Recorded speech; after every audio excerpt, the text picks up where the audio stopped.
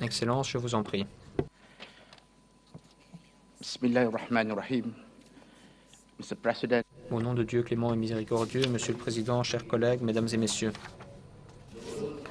le monde n'est pas en voie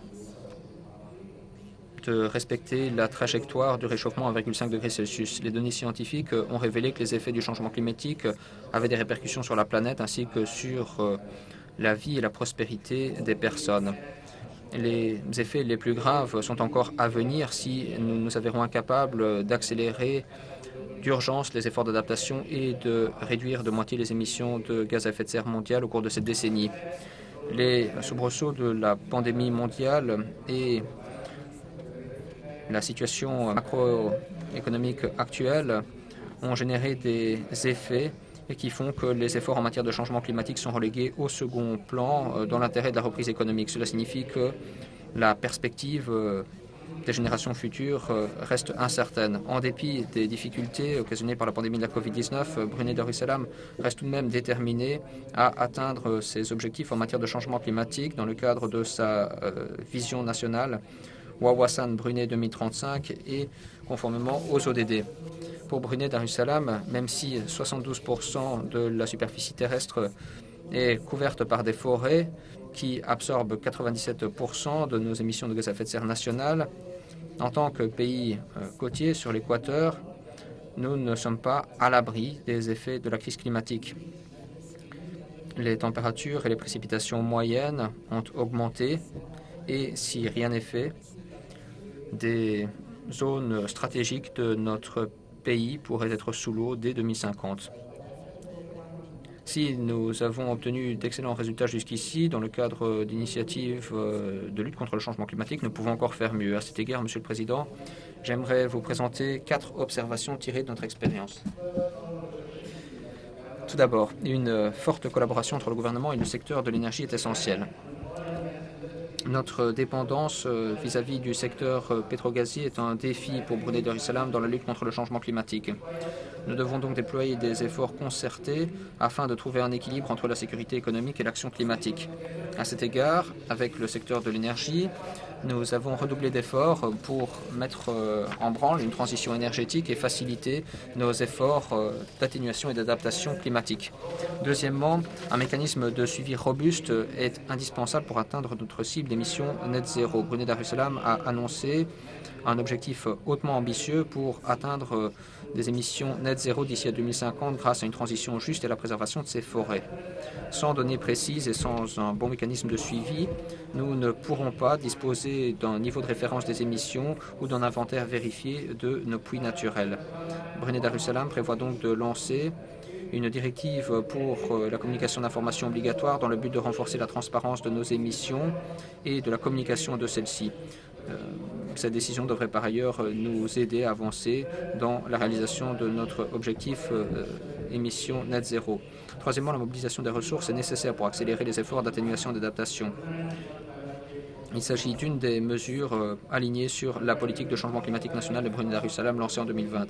Si nous atteignons certaines des cibles de cette politique, notamment la réduction année après année des émissions industrielles, le déploiement accru de l'énergie solaire à petite échelle, ainsi que les efforts de boisement et de reboisement, certains éléments habilitants pour l'adoption de nouvelles technologies doivent également être réunis. Je suis ravi de vous dire qu'en avril de cette année, le gouvernement de Brunei Darussalam a signé un protocole d'entente avec la Banque islamique de Brunei Darussalam pour fournir un financement climatique à hauteur de 2 milliards de dollars de Brunei pour que nous puissions atteindre notre cible au titre de nos contributions déterminées au niveau national, à savoir une réduction de 20% des émissions de gaz à effet de serre contre une situation où rien n'aurait été fait. Enfin et surtout, l'adaptation est tout à fait cruciale pour accroître les mesures d'adaptation et faire en sorte que notre pays et nos communautés soient résilientes à l'avenir.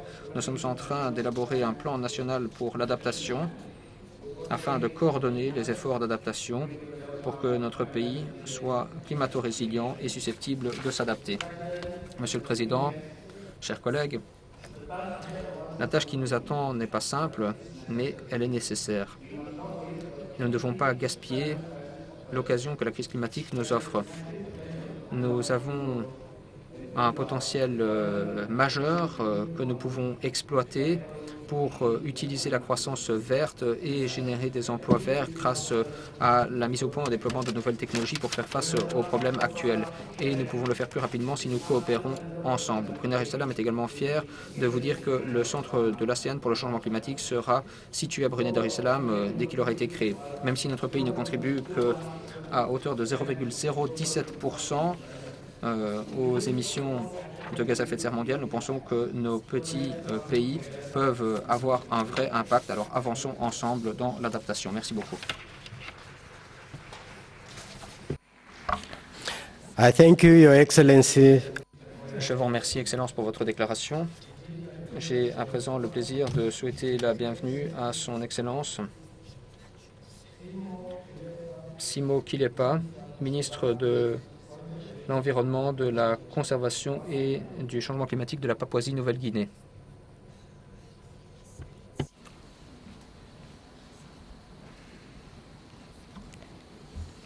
Your Excellency, you have the floor. Excellence, vous avez la parole. Merci, Monsieur le Président. La Papouasie-Nouvelle-Guinée a l'honneur d'intervenir au nom de la coalition des forêts tropicales. Tout d'abord, nous souscrivons à la déclaration du Pakistan au nom du groupe des 77 et de la Chine. Monsieur le Président, comme la dernière étude du GIEC l'indique, les effets du changement climatique sont bien plus graves qu'escomptés par le passé. Atteindre l'objectif de 1,5 degré tel que défini par le GIEC est donc un impératif. La COP27 doit nous permettre d'y parvenir. Monsieur le Président, soyons clairs. L'objectif de 1,5 degré est irréaliste sans REDD+, et sans tenir compte des forêts tropicales du monde. Réduire au niveau mondial le taux de déforestation est nécessaire pour que nous puissions avancer et REDD+ doit nous aider à atteindre cet objectif. L'article 5 de l'accord de Paris définit REDD+ comme le seul mécanisme permettant de mettre en œuvre des activités forestières. Qu'il s'agisse de la déforestation, de la dégradation, de la conservation, REDD+ est un outil qui se fonde sur différentes mesures qui ont été convenues et qui sont à présent exécutées.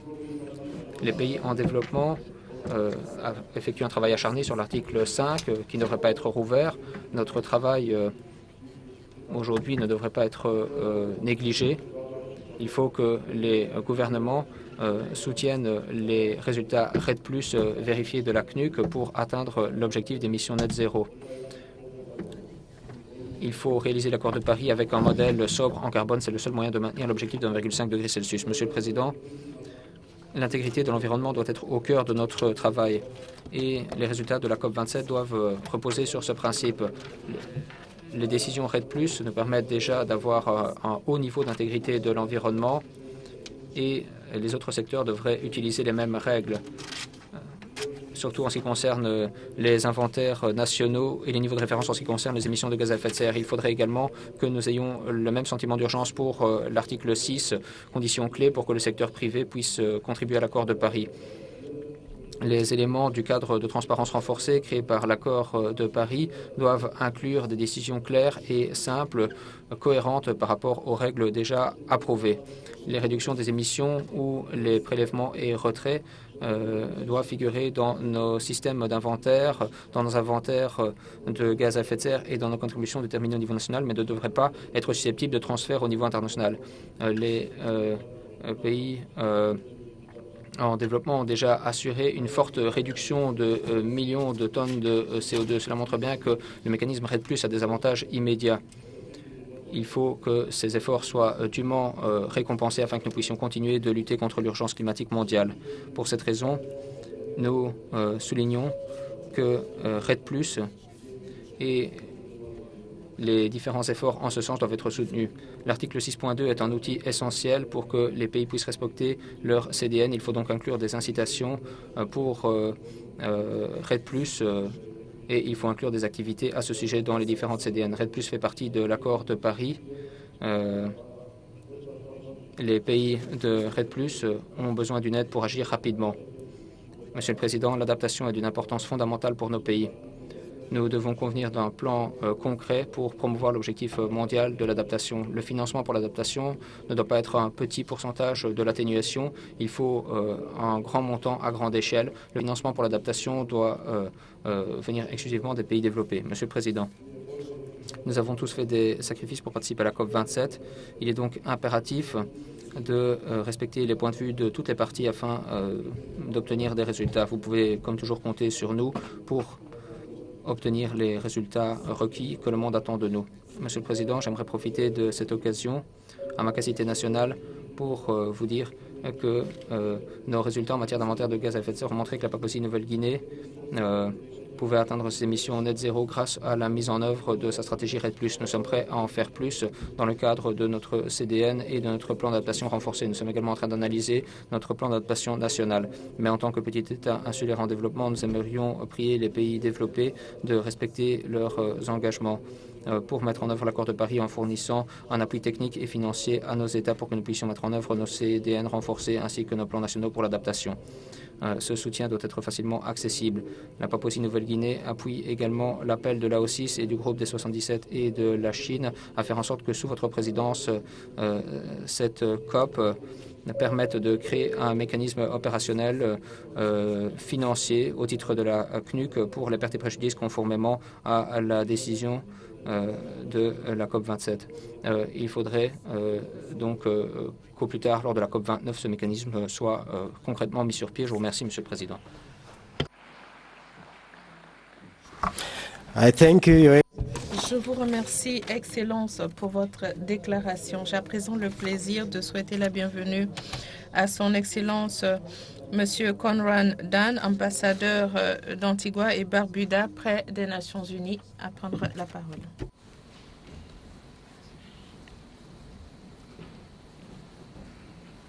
Your Excellency, you have the floor.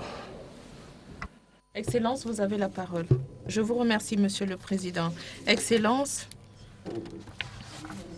en 2017, les îles d'Antigua et Barbuda ont été ravagées par les ouragans Irma et Maria. Les ravages ont fait 136 millions de dollars avec 44% des coûts pour le secteur du tourisme. J'ai été le témoin de l'évacuation des miens de l'île de Barbuda. Ce qui n'était qu'une mesure temporaire a persisté et certains ne sont jamais rentrés chez eux. Le climat et les aléas climatiques sont à la base de déplacement de personnes dans ces régions, en particulier dans les petits États insulaires en développement. C'est une conclusion que tire le rapport du GIEC de cette année. Néanmoins, Monsieur le Président, ce dont nous sommes le témoin, c'est un jeu. Les pays viennent au COP pour faire de grandes déclarations. Certains sont même financés par l'industrie que nous essayons d'éliminer. Cette réponse terne est un signal clair. Ces pays n'ont qu'une seule préoccupation: faire en sorte que l'industrie de l'énergie fossile reste rentable le plus longtemps possible. Et maintenir l'objectif de 1,5 degré Celsius reste un mirage. Le système se joue de nous, petits États insulaires en développement, au détriment des générations futures. Antigua et Barbuda se présentent ici pour dire que la donne doit changer. Je lance un appel au secrétaire général des Nations Unies afin qu'il réunisse les dirigeants du monde et les grandes sociétés d'énergie fossile du monde pour les amener à orienter un pourcentage de leurs profits au financement de l'assurance climatique et des pertes et préjudices. Cette COP doit absolument mettre en place un mécanisme pour les pertes et préjudices. Nous sommes le témoin de l'inaction, tandis que nous perdons nos territoires en tant que petit État insulaire en développement. Antigua et Barbuda ne quittera pas cette COP sans la mise sur pied d'un fonds destiné au financement des pertes et préjudices. Je vous remercie. Je vous remercie, Excellence, pour votre déclaration. J'ai à présent le plaisir de souhaiter la bienvenue à son Excellence, M. Gerson Elias Barrios Garrido, ministre de l'Environnement et des Ressources naturelles du Guatemala, à prendre la parole.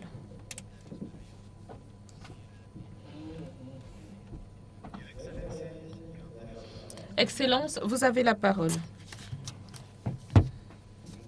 Monsieur le Président, Excellences, Mesdames et Messieurs, le Guatemala est un pays extrêmement diversifié et multiculturel. C'est l'un des 20 pays qui recèle plus de 70% de la diversité biologique de la Terre. Néanmoins, c'est un pays qui est constamment confronté aux effets du changement climatique. Ces effets représentent un danger pour le patrimoine naturel du Guatemala, mais de l'humanité tout entière. Selon le rapport du GIEC, mon pays a été identifié comme l'un des 15 pays les plus vulnérables au monde. Conformément aux scientifiques, nous sommes responsables de seulement 0,07% des émissions de gaz à effet de serre dans le monde. Les rapports nationaux du secrétariat général du plan et de la programmation de notre pays et des organisations telles que la CEPA, de la BID et de la Banque mondiale ont évalué les pertes économiques occasionnées par les phénomènes hydro- et météorologiques à plusieurs millions de dollars, nous obligeant à orienter nos ressources économiques au relèvement et à la reconstruction des infrastructures. Outre la perte de biodiversité, des conséquences socio-économiques, de la perte de moyens de subsistance, de perte de culture qui renforce l'insécurité alimentaire et l'immigration forcée à cause des effets du changement climatique qui fait aussi des morts. Il faut urgemment que nous bénéficions de soutien et d'accès aux sources de financement climatique internationaux qui soient adéquats et efficaces. Ces moyens doivent nous permettre de mettre en œuvre des actions en matière d'atténuation et d'adaptation afin de réduire la vulnérabilité et renforcer la résilience de notre population face au changement climatique. Le Guatemala réitère l'appel lancé à l'ONU et à la CNUC de tenir compte de l'extrême vulnérabilité de l'Amérique latine et des Caraïbes pour les classer au rang des régions les plus touchées par les effets du changement climatique. Nous mettons en œuvre des modèles de concession forestière dans la réserve de biosphère Maya du département de Petén. Il permet aux communautés de protéger les forêts, de gérer de façon durable les ressources. Nous encourageons également l'inclusion des femmes dans ce processus et nous nous appuyons sur les connaissances ancestrales de nos populations autochtones. Nous avons renforcé la couverture forestière en 2020 avec 250 000 hectares de concessions forestières et en 2022, 2 ans plus tard, nous avons doublé cet objectif avec plus de 550 000 hectares supplémentaires, plus du double de ce qui avait été fait en 27 ans dans notre pays. Nous avons ainsi réussi pendant 2 années consécutives à bien gérer nos forêts et à réduire les incendies forestiers dans la biosphère du Maya. Nous mettrons l'accent sur la gestion des ressources hydriques touchées par les effets du changement climatique. Je saisis cette opportunité pour évoquer le gouvernement de Taïwan, pays ami, qui nous a permis de formuler des projets de renforcement en matière d'adaptation et d'atténuation. Et nous appelons sa participation à la Convention cadre et à l'accord de Paris. Pour terminer, je réitère l'engagement de mon pays dans la mise en œuvre des efforts internationaux. Je lance un appel urgent à ce que nous prenions des mesures collectives pour faire face à cette crise climatique sans précédent. Je vous remercie. Je vous remercie, Excellence, pour votre déclaration.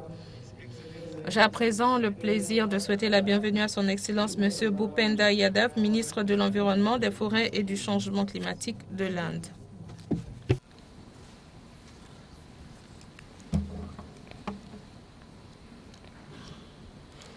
Your Excellency, you have the floor. Excellence, vous avez la parole. Excellence, permettez-moi de commencer par exprimer toute notre gratitude à nos hôtes et à la présidence de la COP27, la République arabe d'Égypte, pour tous les efforts déployés et la gracieuse hospitalité. Il y a 1 an, à Glasgow, nous avions répondu à l'appel des scientifiques en formulant des engagements importants. Cette année, Sharm el-Sheikh doit être le moment de passer à l'action. La présidence égyptienne a à juste titre baptisé cette COP la COP de la mise en œuvre. Excellence, notre honorable Premier ministre Narendra Modi avait annoncé l'objectif de l'Inde d'atteindre les émissions net zéro en 2070. En l'espace d'une année, nous avons soumis notre stratégie de croissance à long terme faible émission avec des pistes de transition bas carbone dans des secteurs économiques clés répondant à l'ambition accrue de nos objectifs climatiques à l'horizon 2030. Nous avons révisé notre CDN en août 2022. Nous avons pris des initiatives ambitieuses en matière d'énergie renouvelable, de mobilité électronique, de carburant à l'éthanol, d'hydrogène vert en tant que source d'énergie alternative. Il nous faut également renforcer la coopération internationale à travers des coalitions et solutions telles que l'Alliance internationale solaire et la coalition pour des infrastructures résilientes aux catastrophes. L'Inde est à l'initiative de ces deux initiatives. Il s'agit d'un exemple de notre philosophie de l'action collective pour le bien de tous. L'Inde, avec ses 1,3 milliard de personnes, déploie de très nombreux efforts, même si notre part aux émissions mondiales n'est que de 4% et que nos émissions annuelles par habitant représentent un tiers de la moyenne mondiale. Au cœur de la vision de l'Inde pour une planète sûre se trouve le leitmotiv suivant, mode de vie pour l'environnement, lancé par le Premier ministre Modi à la COP26. L'initiative Mission Life a été lancée par le Premier ministre en présence du secrétaire général des Nations Unies, Antonio Guterres, le 20 octobre 2022. Le monde a urgemment besoin d'un changement de paradigme.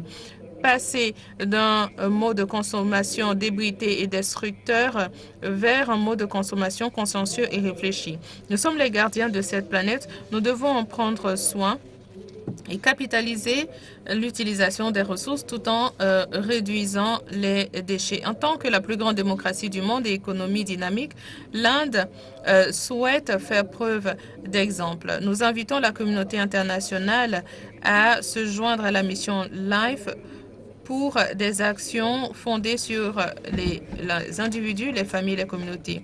Nous assumerons la présidence du G20 en 2023 avec pour slogan « Une terre, une famille, un seul avenir ». Notre parcours vers la construction d'un monde sûr pour l'humanité ne peut être entrepris par un pays seul. C'est un parcours collectif dans lequel nous devons nous engager avec pour boussole l'équité et la justice climatique. Nous espérons que la lutte contre le changement climatique unira le monde au sein d'une seule et même famille. Je vous remercie. Je vous remercie, Excellence, pour votre déclaration.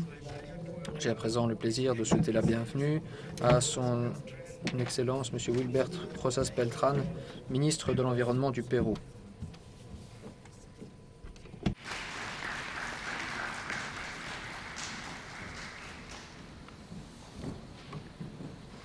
Your Excellency, you have the floor. Excellence, vous avez la parole. Estimado presidente, Monsieur le Président, Mesdames et Messieurs les représentants, permettez-moi de vous saluer en quechua, l'une des langues de l'Amazone et des Andes que nous parlons au Pérou. kuna sumahpuncha ikachunqankunapaq kaypi hunullanasqa kashanchis llipinchay sasachakuy cambio climático sutichasqa chay ch'uyanchananchispaq chaytan kunan p'unchay lluy llaqtakuna huñunasqa ch'uyanchasun. Hermanos y hermanas, Frères et sœurs du Pérou et du monde entier, qui exigent de notre part aujourd'hui une réponse au changement climatique.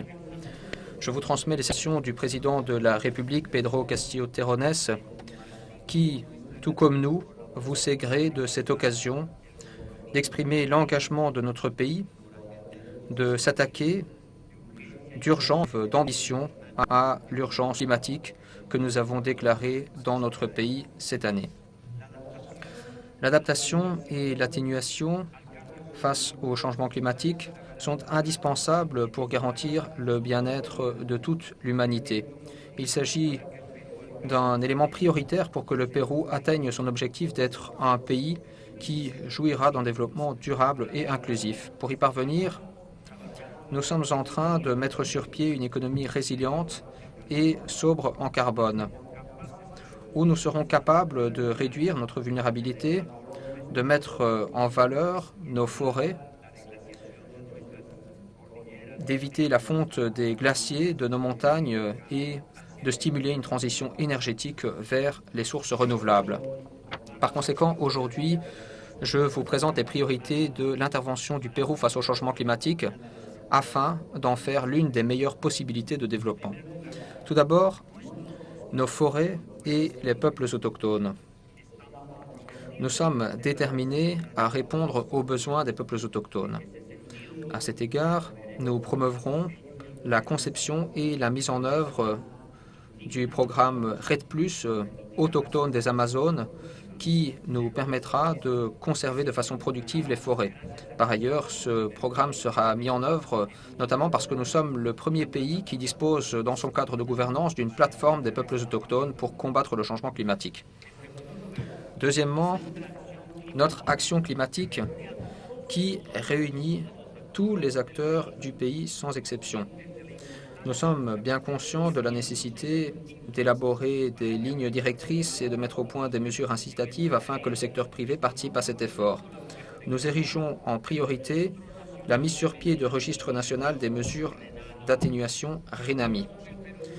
Le Pérou propose donc de faire un travail coordonné grâce aux échanges sud-sud afin que nous puissions renforcer l'intégrité de l'environnement et promouvoir les investissements privés en incluant des garanties sociales et environnementales. Troisièmement, la science comme base de l'action climatique. Pour ce faire, le Pérou disposera d'un observatoire des connaissances scientifiques sur le changement climatique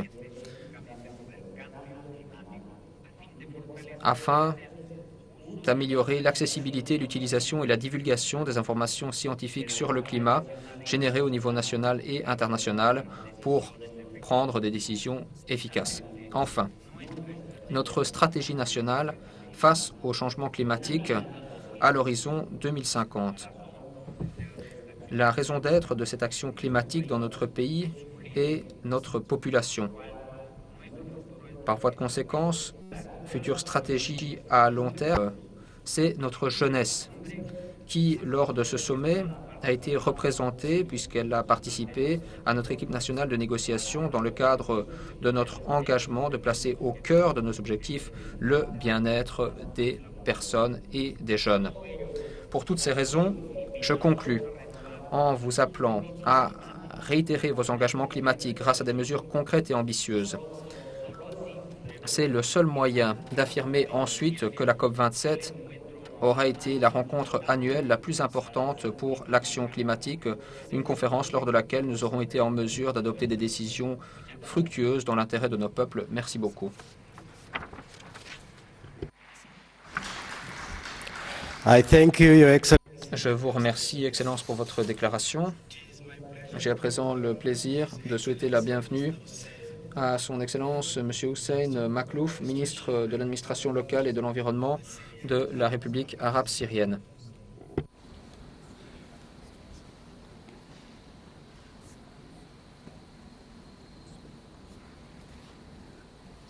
Your Excellency, you have the floor.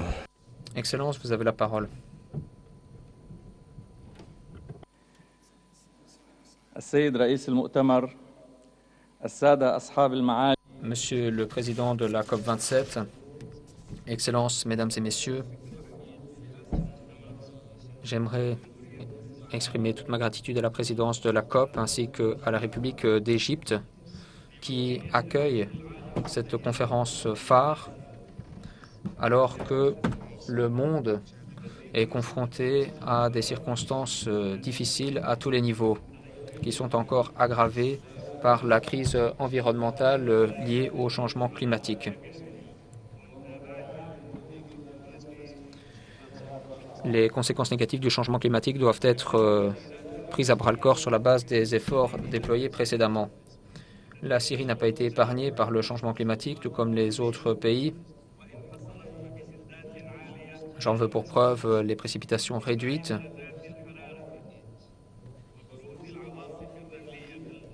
Et lorsqu'il pleut de façon très forte et inhabituelle. Les températures augmentent également et nous sommes confrontés à des tempêtes de poussière.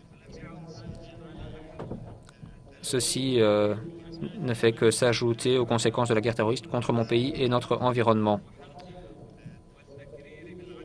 Il est clair pour tout le monde que la capture des puits et des pipelines de pétrole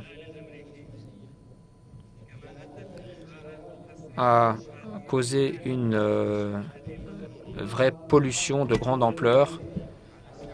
Par ailleurs, le pétrole a été raffiné de façon rudimentaire par les groupes terroristes et sécessionnistes soutenus par l'occupation américaine. Par ailleurs, les mesures coercitives unilatérales imposées par certains pays à la population syrienne ont asphyxié différents projets dont l'objectif était de protéger l'environnement et de promouvoir le développement durable. Par ailleurs, ces mesures ont également bloqué le transfert de technologies respectueuses de l'environnement dans mon pays, puisque nous éprouvons des difficultés à importer ce type de matériel et que nous sommes incapables de transférer des fonds.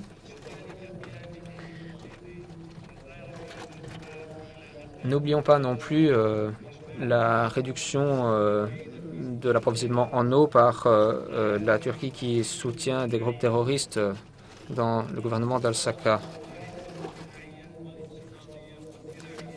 Le flux de l'Euphrate a été réduit à un niveau minimal et les citoyens et les agriculteurs de Syrie et d'Irak ne peuvent plus irriguer leurs terres arables, ce qui a un effet considérable sur l'agriculture, la vie et le développement socio-économique de ces populations. Par ailleurs, ceci a également un impact sur les habitats naturels et la biodiversité dans ces régions. En outre, des oliviers millénaires ont été transférés en dehors de la Syrie et saisis et l'environnement, les êtres humains et l'agriculture ont été mis à mal. Par ailleurs, dans le Golan syrien occupé, l'occupation israélienne continue ses pratiques néfastes et bien connues contre la population, les gens, les végétaux, l'eau et les infrastructures. Les pommiers et les cerisiers ont été déracinés, des maisons ont été détruites, tandis qu'on a déversé des déchets dangereux dans cette zone. Par ailleurs, les autorités là-bas contrôlent l'eau et empêchent les citoyens syriens d'accéder à l'eau. La proportion des citoyens syriens dans le Golan ne représente que 20% des besoins en eau et seuls 20% donc, de ces besoins sont satisfaits. Nous nous sommes engagés en faveur des accords environnementaux sur le climat qui ont été approuvés. Nous nous sommes notamment engagés à élaborer des priorités, des plans et des politiques afin de combattre le changement climatique. Nous nous sommes notamment engagés à adopter les CDN de la Syrie conformément à l'accord de Paris en adoptant un programme sur le changement climatique et un plan d'adaptation. Par ailleurs, nous nous sommes également engagés à introduire un fonds sur les technologies renouvelables afin de fournir des prêts concessionnels aux citoyens et nous organisons également des manifestations économiques pour promouvoir le transfert de technologies et encourager les investissements dans la génération énergétique grâce aux déchets solides. Nous souhaitons également accroître la superficie des forêts grâce à des activités et des plans annuels de reboisement, surtout dans les zones qui sont détruites par les terroristes.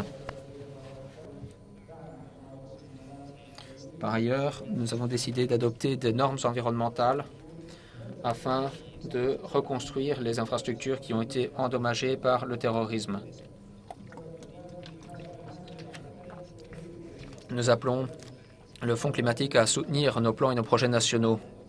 Mesdames et messieurs, la Syrie n'a pas été en mesure de fournir son deuxième rapport national sur le changement climatique parce que le financement consacré à la Syrie a été bloqué par les mesures coercitives unilatérales.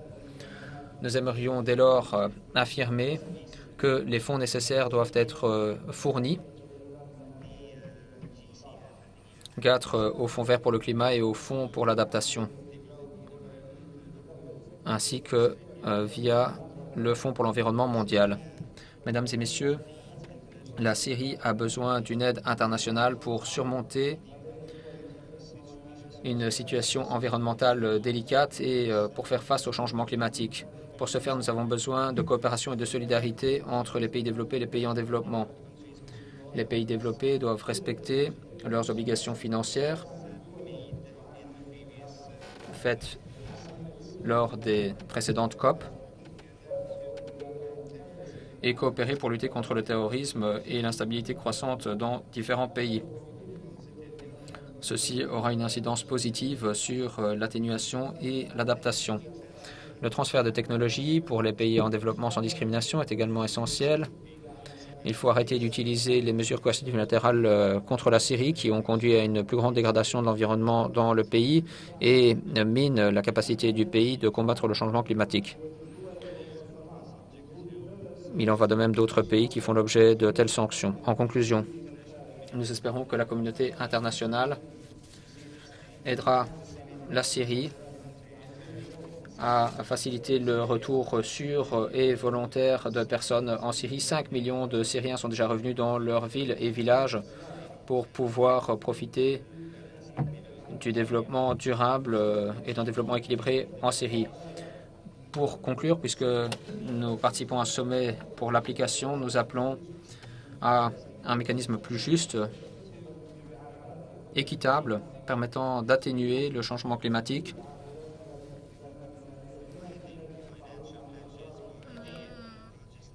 grâce aux promesses financières des grands émetteurs qui doivent être fournies. Par ailleurs, il faut également financer les pertes et préjudices dans les pays les plus touchés. De cette façon, nous pourrons davantage coopérer de manière plus solidaire, de sorte à nous rapprocher de nos objectifs. Nous espérons pouvoir assurer un environnement sûr et durable pour les générations qui nous suivront et garantir la prospérité de notre population du monde. Merci. Je vous remercie, Excellence, pour votre déclaration. J'ai à présent le plaisir de souhaiter la bienvenue à Son Excellence Madame Grace Fu, ministre de la Durabilité et de l'Environnement de Singapour. Your Excellency, you have the floor. Excellence, vous avez la parole. Monsieur le Président, nous sommes à la croisée des chemins. Les partis pourraient mettre l'accent sur les nombreuses questions urgentes du jour, tout en perdant de vue la guerre de la crise climatique. C'est la raison pour laquelle la COP 27 est un point d'inflexion. Nos choix d'aujourd'hui détermineront de notre avenir. Singapour appelle à l'engagement, à la mise en œuvre et à des partenariats pour une action globale décisive au cours de cette décennie afin de pouvoir atteindre l'objectif des 1,5 degrés. Tout d'abord, sur les engagements. Singapour a renforcé son LEDS à long terme pour atteindre les émissions net zéro en 2050. Nous avons actualisé notre CND 2030 pour réduire nos émissions à 60 millions de tonnes après avoir renforcé une première fois ces ambitions. Ces ambitions dépendent de la maturité des technologies de décarbonation et de l'efficacité de la coopération internationale. Ces ambitions dépendent également de l'engagement international pris par les partis. Les partis doivent réaliser des véritables actions et les démontrer en tenant leurs obligations au titre du cadre de transparence accrue. Singapour a agi en soumettant son 5e rapport biannuel actualisé, sa 5e communication nationale et sa toute première communication en matière d'adaptation. Deuxièmement, sur la mise en œuvre. Les objectifs de Singapour et ses cibles s'appuient sur des plans et politiques concrètes. Nous avons légiféré pour renforcer nos taxes carbone, formuler une stratégie nationale hydrogène, en tant que piste de décarbonation vers les émissions net zéro. Nous renforçons également la résilience alimentaire à travers les technologies de production novatrices et repoussons les limites pour faire de nos nouvelles villes des villes plus résilientes au changement climatique. Enfin, nous avons besoin de partenariats pour l'action climatique.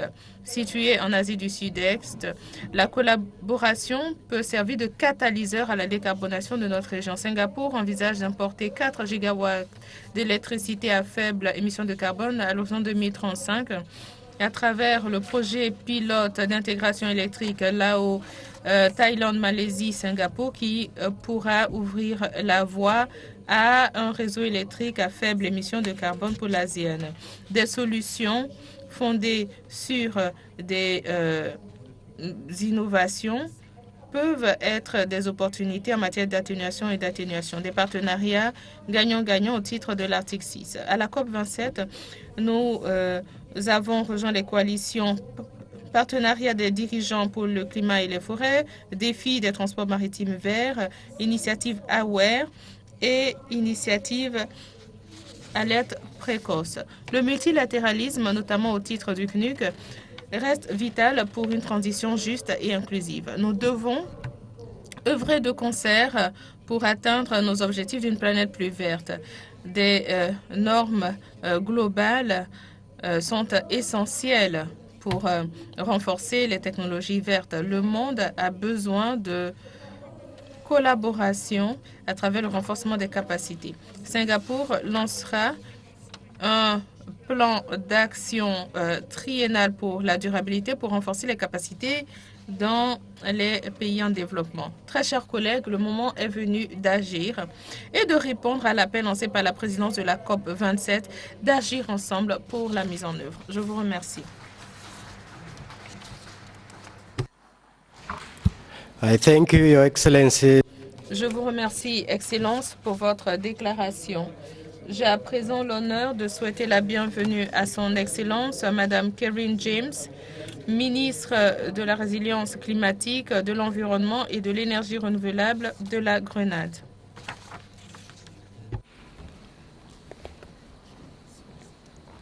Your Excellency, you have... Excellence, vous avez la parole. Je vous remercie, Monsieur le Président. Excellence, Mesdames et Messieurs les ministres, Mesdames et Messieurs les ministres adjoints, Mesdames et Messieurs les représentants, Mesdames et Messieurs, bonjour.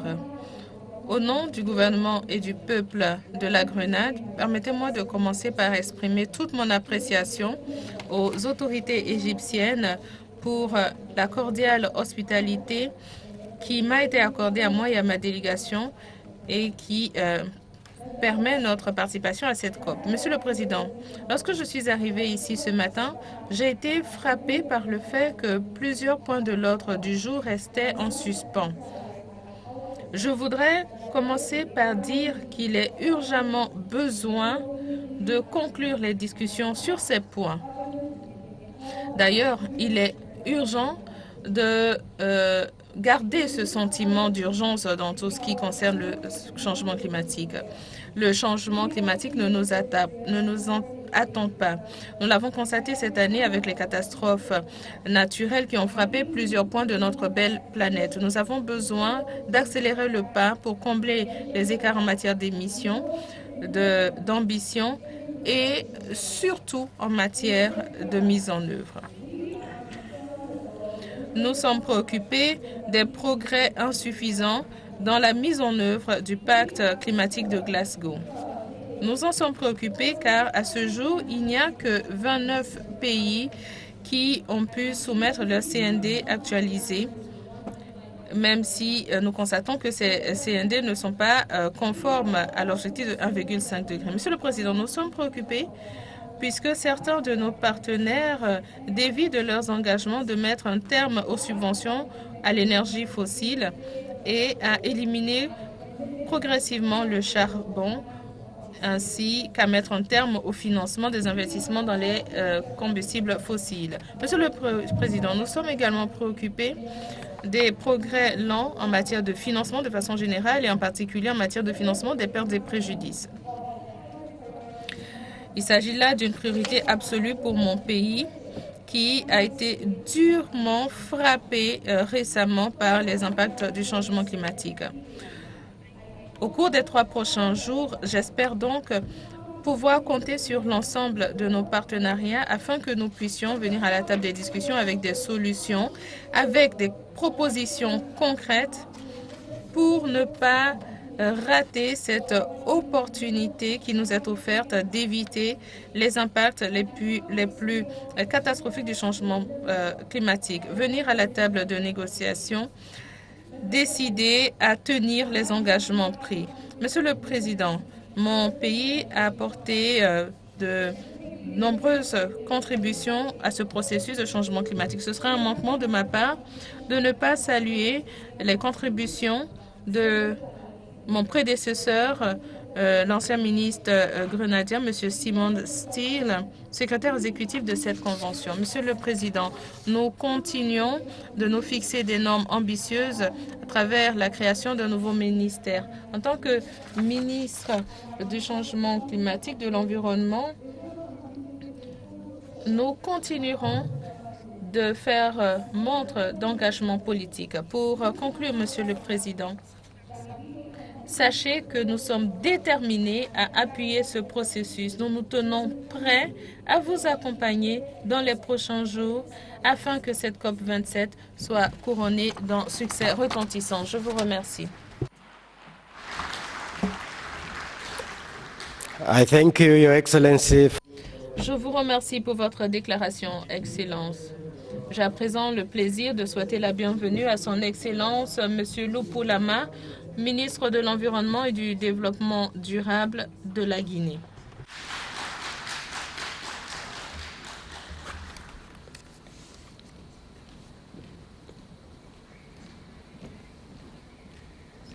Your Excellency, you have the floor. Monsieur le Président, President, Excellencies, Ministers, ladies and gentlemen, on behalf of His Excellency, the President of the Transition, Head of State, Commander-in-Chief of the Army, Colonel Mamadi Doumbouya, and on behalf of the Guinean people and government, thank the government of the Arab Republic of Egypt for the excellent hospitality extended to my delegation since we arrived in the magnificent city of Sharm el-Sheikh. Guinea is a state party to the UNFCCC, the Kyoto Protocol and the Paris Agreement. We are committed to contributing to reducing greenhouse gas emissions.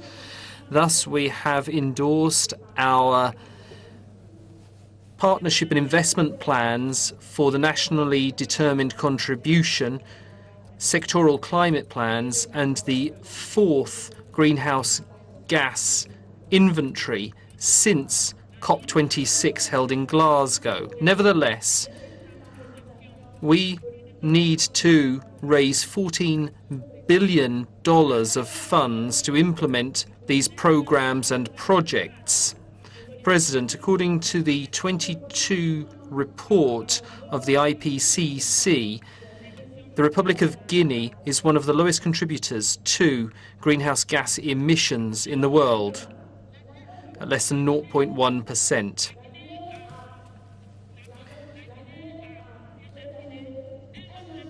Guinea has set an unconditional global target of 20%, which we've already achieved, and a conditioned one of 49% for 2030. We need technical and financial partners to support us in order to achieve this conditioned target so that we can implement the initiatives we need to considerably reduce environmental degradation through rational and sustainable management of natural resources, and also through increasing the number of protected areas and modernizing farming, mines and transports and promoting green energy. Biodiversity protection to improve people's ability to adapt to climate change is one of our government's priorities. In order to go about this, the Republic of Guinea calls for the climate funding gap, which has widened since 2020, to be closed, and for adaptation funding to be doubled. President, COP27 must be a COP of action and not a cop-out. People at large, and particularly the most vulnerable, such as women, children, bear the brunt of the climate crisis. This is because the crisis widens existing gender inequalities and endangers livelihoods. These people face a number of pressing challenges and await swift and responses which are up to the mark. That's why we must draw the attention of possible polluters and donors' attention to the lack of adaptation funds, but also above all the red tape weighing down disbursement procedures. We urge them to provide more transparency and flexibility. The Republic of Guinea President supports all environmental and sustainable development initiatives and stands by the concerns expressed by the least developed countries, Africa and the G77 and China.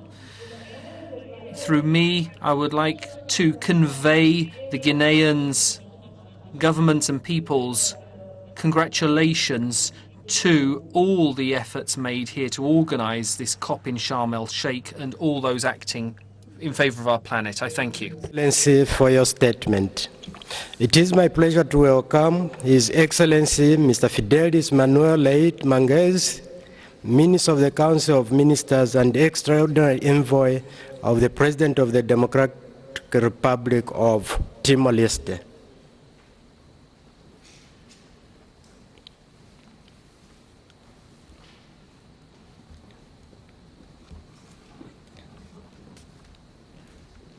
Your Excellency, you have the floor. Mr. President, Prime Ministers, Excellencies, CO2 emissions from fossil fuels and industry which power the world economy have been the primary driver of human-induced warming. Today, the richest 10% of the population across the industrialized world contributes to about 45% of greenhouse gas emissions, and yet they have the highest potential for emission reduction, whereas the poorest half emit 15% of emissions and are unfairly bearing the cost of environmental destructions. Further warming is inevitably occurring, closely coupled with climate and economic risks. The Global South will become more vulnerable to inequality, economic insecurity, food shortages, reduced water security, and malnutrition. The problems we face are large and urgent. If temperatures are to remain safe, the global economy must decarbonize and reach net zero emissions by 2050. To combat climate change, we will need to scale up decarbonization, as well as make significant changes for clean and justice-centered economic growth. Timor-Leste, an island state, is at the heart of the Wallace ecosystem, which contains some of the world's most biodiverse ecosystems. Through the practice of Tarabandu, Timor-Leste ensures the integrity and protection of its environment, making conservation and the sustainable use of natural resources a societal commitment. Despite protecting our marine biodiversity, coral reefs and mangrove forests, we are frequently hit by extreme weather events and rising ocean temperatures. Recent tropical cyclones destroyed lives, 6,000 people were displaced, and over $300 million were lost in public infrastructures.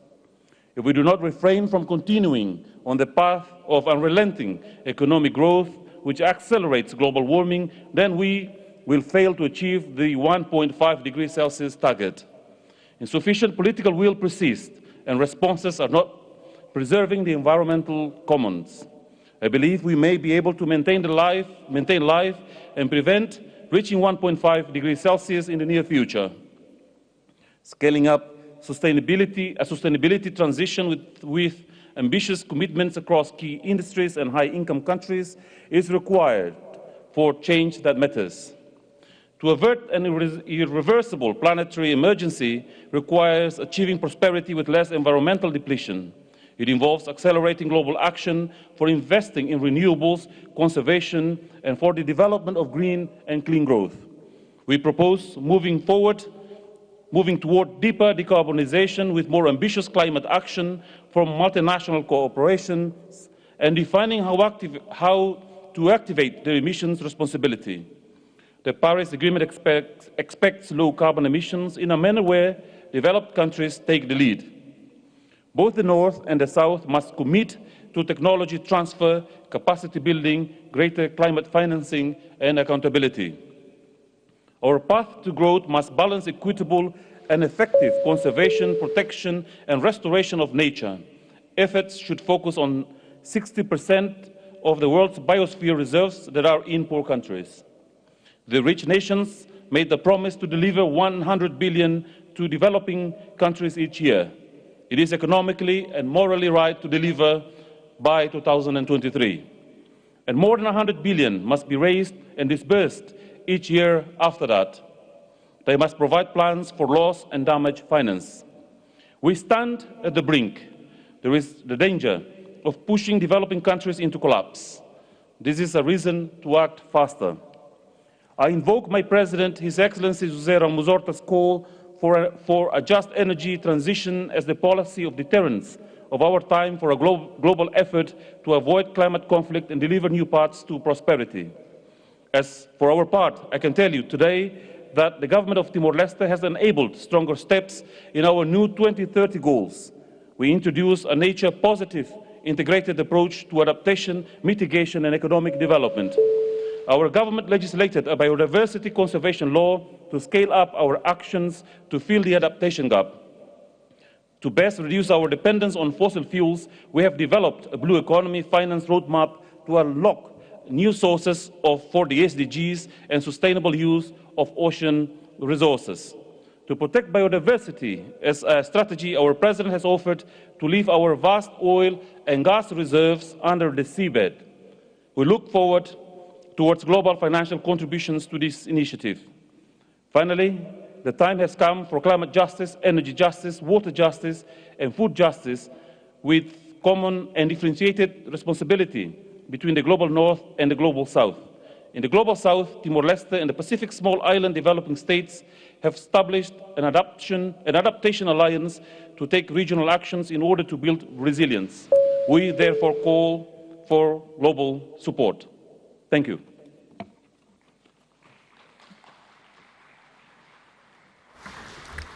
I thank you, Your Excellency, for your statement.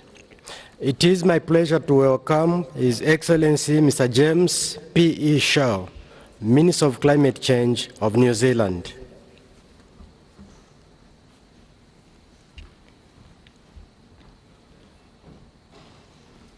Your Excellency, you have the floor.